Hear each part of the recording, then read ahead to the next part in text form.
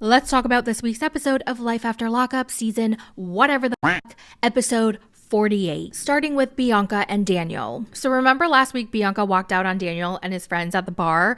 So she gets in the car and she tells the cameraman she doesn't want to film anymore. The producer's like, wait, you can't leave. What's going on? Da, da, da, da. Meanwhile, in the bar, Gator tells Daniel to go get her. And he says, no, he's not chasing her anymore. And then Gator tells his fiance to go get her. Now, remember in the last recap, I was annoyed at Gator for immediately telling his fiance to get her, but they edited that part out where he asked Daniel first. So what the heck, editors? I blamed Gator for no reason. So the fiance finds Bianca in her car and talks to her. And then in the bar, Gator tells Daniel to run. Not towards Bianca, but to run away from her. And I absolutely agree. Run far away, Daniel. Bianca leaves his ass at the bar. She drives home by herself and Daniel has to take an Uber home. When he gets home, she makes it very clear again that she wants a proposal and she wants a ring on her finger. But he's not ready. So now what? She's sad because she gave up everything, her friends, her family, her apartment, to come live with him and start their future, but he backed out on his promise. It's a brand new day. Bianca's friend Haley is finally in town visiting, so they go to a bar, of course, and they have some drinks. Their apartment lease is up in 2 months, and Bianca does not want to renew the lease with Daniel unless she gets a ring. Meanwhile, he's on the phone with his mom. He's telling her that he's feeling the pressure from Bianca to propose, like she really wants to get married, but he's just not ready. So the mom advises him, why don't you get her a promise ring? And I'm like, oh my God, do you think that's going to work? I feel like that might work on Bianca. Yeah, that might work on her. It's a placeholder, right? But he doesn't really have to commit to anything. It's just, I cannot believe the mom thought of that. Oh my God, that was actually kind of brilliant. Next is Zaraya and Troy. Oh my God. Oh my God. This was another episode where Zaraya just yells and nags and complains and complains and complains. It's community day, so they leave the house to get into the car, but Zaraya's car is being towed because she has unpaid tickets totaling $550. She's like, oh my God, this cannot be happening on community day. I am so busy. I have so much on my mind. So she flips out her phone. She saved up some money for her emergency fund. So she pays him right away. She doesn't want to deal with this because once again, this is community day. It's a very important day. They're trying to get 50 kids to sign up for Project Heal to show that there's a need for their program in order to get grants to fund their Project Heal business. Oh my God. But then they start arguing. He's in the passenger seat and he's smoking his weed. She's annoyed that he's smoking his weed. He starts texting on his phone. She gets annoyed because he's texting on his phone. And I get it. There's a lot going on. She's very stressed. They have no money. Her car was about to get towed. She had to shell out $550. They need to get funding for Project Heal. But she keeps yelling at him for texting while she's driving. She's like, you're still texting on our anniversary and today's community day. How does he deal with that? How does he deal with her constant nagging and complaining? They go to the grocery store to pick up some stuff and he's walking too slow, so she yells at him. He's taking too long to unlock the car, so she yells at him again. He's breathing too loud, she yells at him. And then she kicks him out of the car and makes him walk. What the fork? She literally told him, get out, get out, get out, get out of the car. So he got out and she drove off.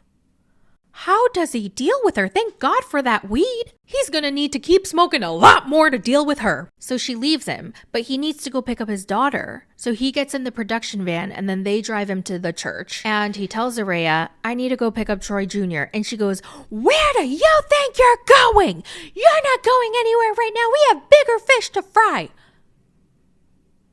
I don't understand her brain. He's like, I need to go get my daughter. And he walks away. And I'm like, Zaraya, what are you on? Why is she so effing miserable? Brittany and Keyrock are finally going to Houston with a 30-day travel pass for Brittany. He takes her to their new apartment and she loves it. It's new, it's spacious, it's clean, it's way nicer than that scary motel they were staying at. Keyrock's mom comes over, they're all happy. Brittany's adding all these furniture and decor ideas up in her head. She's racking up the bills, okay? She wants it modern, she wants it bougie, she wants it aesthetic. And Keyrock is stressed because this move has been expensive expensive.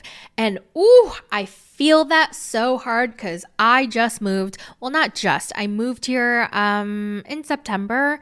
And it was a long ass process. It was so much more expensive than I had expected. Like I was just spending money after money after money after money. And it was really stressful. Like I was depressed for a couple weeks. And now I'm finally settled in and I'm just not going to look at the bill. I'm just not. But anyway, so I feel Key Rock. Now, the reason why Brittany's still on probation is because she still owes $10,000 in restitution and she can't get off probation until she pays it off. And one would think that she would want to get off probation so she would get a job and work and start paying it off as soon as possible, but she can't because in her words, she has a certain lifestyle she likes to live. Okay, so she can't live like normal people, like going to the dollar store, going on a budget.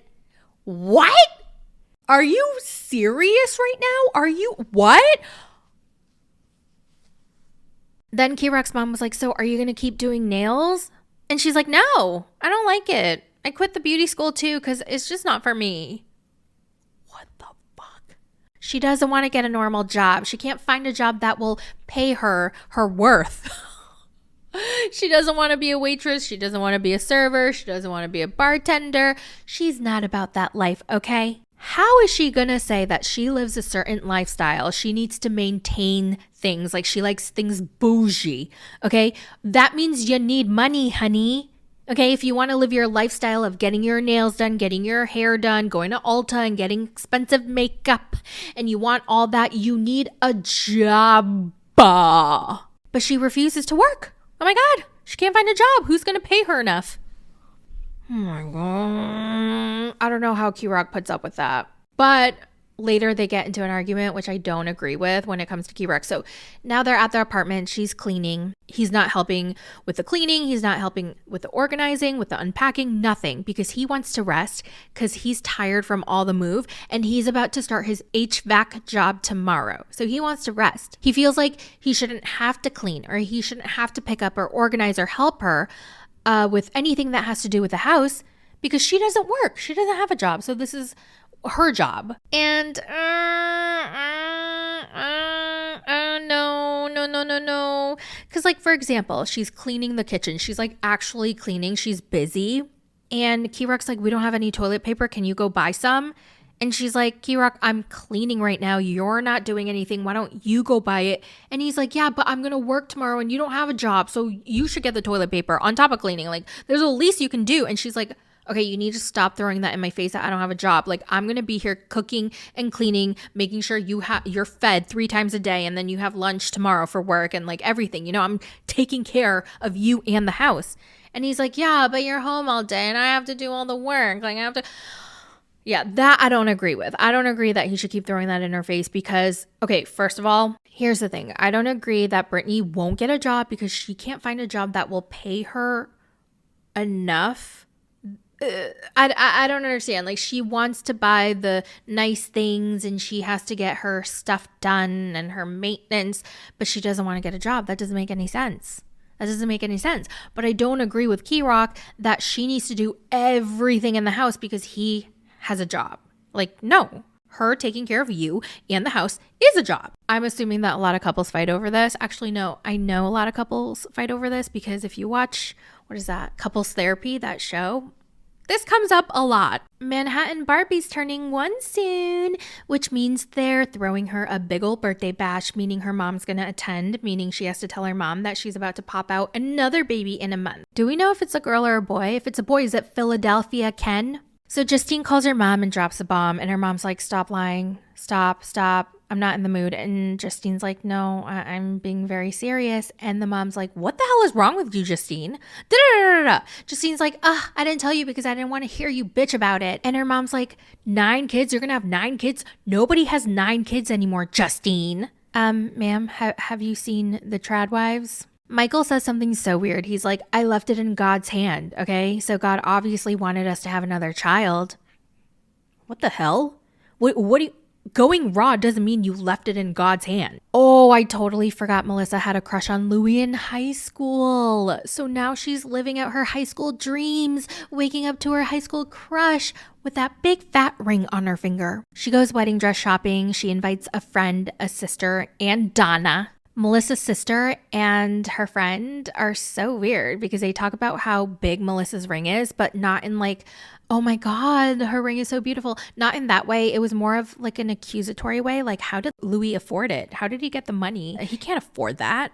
That's shady. What did he do? Did he get it from his mom? Okay, as for the wedding dresses, she wanted something edgy and over the top, just like her personality. And the first dress, And of course, Donna brings her sour negativity, but so do the side characters. Sister and friend are like, oh my God, they shouldn't be getting married so soon. Like right away, like, can you believe the ring he got her? How can he afford that ring anyway? Maybe it's not real. Do you think he stole it? Maybe his mom helped him pay for it. Oh, and they grill Donna about it. How did your son afford it? Oh, he doesn't make that much money, so what the freak is her problem?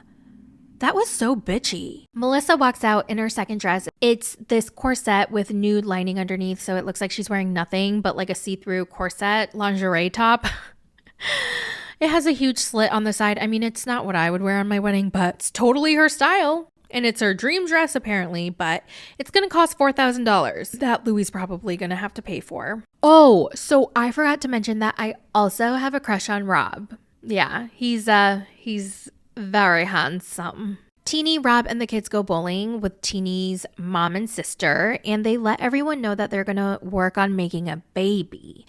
And the kids are like, we think it's a little too soon, but okay. And then Teeny's mom and sister are also not on board because apparently Teeny and her son, well, when she had her son, she almost died during his birth. And that's so scary. Actually, oh my God, I just watched a tragic episode of Chicago Med. And oh my God, it was a situation where the mom tried to have a baby for 8 years and she had miscarriages. She couldn't get pregnant. And then she finally got pregnant and she was finally having this baby, her miracle baby. And after she gave birth, she started coding. Like something happened to her and they were trying to save her life and they had to rush her into emergency surgery. But then she was like, can I please meet my baby? Like, this might be the last time. Like, I really just want to see my son. And they're like, no, we got to rush you into surgery. You might die. She's like, please, I just want to meet my baby. And so the nurse rushes, gets the baby, and then she meets her baby. And the 2 minutes where it was like a monologue where she looks at her baby and she's talking to the baby, and I was sobbing. I know it's a scripted show. I know it's fake. I know it's not real, but I cried so hard. It was so freaking sad. Just knowing that this probably happened to so many women and mothers and parents and, blah, blah, blah. Whew, I was so sad.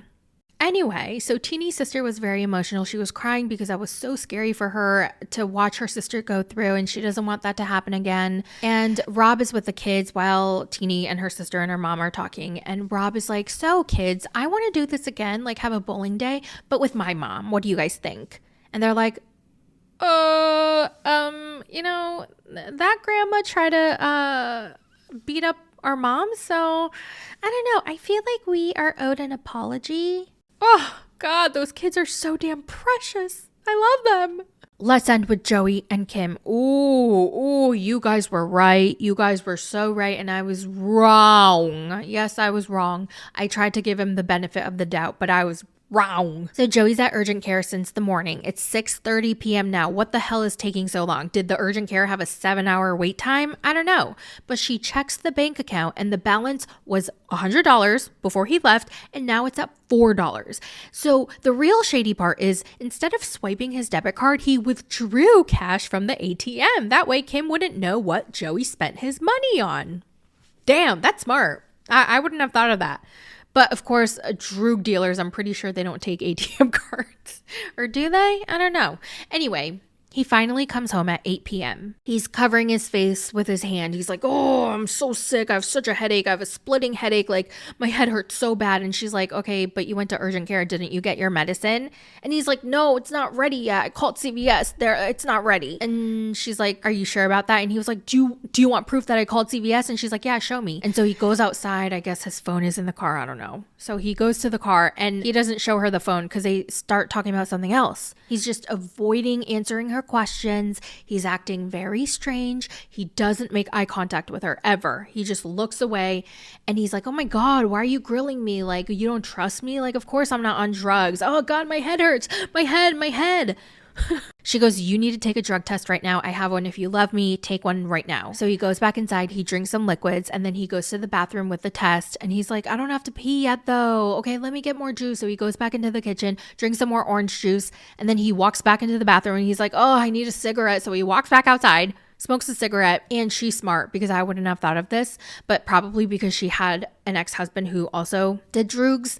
When he goes to the bathroom, every single time he goes to the bathroom, she doesn't let him close the door. She watches him because she has to make sure he doesn't like do something with the test. So she's making sure that he pees in front of her. And I guess he let out a little pee and he's like, oh no, this isn't enough. Oh darn, gosh, I can't pee anymore. Like I'm pushing, but nothing will come out.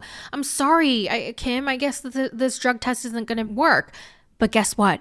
It was enough pee because the color of the test started changing and he started panicking. He was like, oh shit, it's working. I guess it was enough. And the test turns out positive for Coca-Cola. Ooh, he was doing Coca-Cola. And she's very confused. She's like, wait, Coca-Cola should make him alert, hyper, awake. Why is he falling asleep? Why is he tired? And I'm like, girl, who cares? Who cares? That's not important. The test came out positive. That's what you should be focusing on. And then he's irritated. He's agitated. He tells her to move out of the way. And then he gets into his truck that she paid for. And he's about to drive off to God knows where. But then before he drives off, he tells her, you're really forked up, Kim. I can't believe you would do that to me, Kim. That test was bullshit, by the way, Kim, because I haven't done any drugs, Kim. That's a lie. That's a whole ass lie. And he drives away. And Kim doesn't know what to do. Girl, you know what to do. Damn, I really wanted to give him the benefit of the doubt. I really thought he could be sick. I don't know. Sometimes I act like that when I'm sick. But you guys were right. You guys were right. He did relapse. So yeah, I really hope Kim just dumps him and ends things with him because she cannot put her boys. Oh my God, but we didn't even get the results of the paternity test. Can you imagine if she married him right away? Thank God she didn't marry him right away. Thank God she's still married because that's what like prevented her, right? Because she's still legally married. That saved her. But we need to know the results of the paternity test. I hope he's not the father. Oh my God. But yeah, I really hope that she ends things with him and she says goodbye because she has 2 little boys that she needs to take care of. And a drug addict should not be in and out of their lives. No, the kids are important.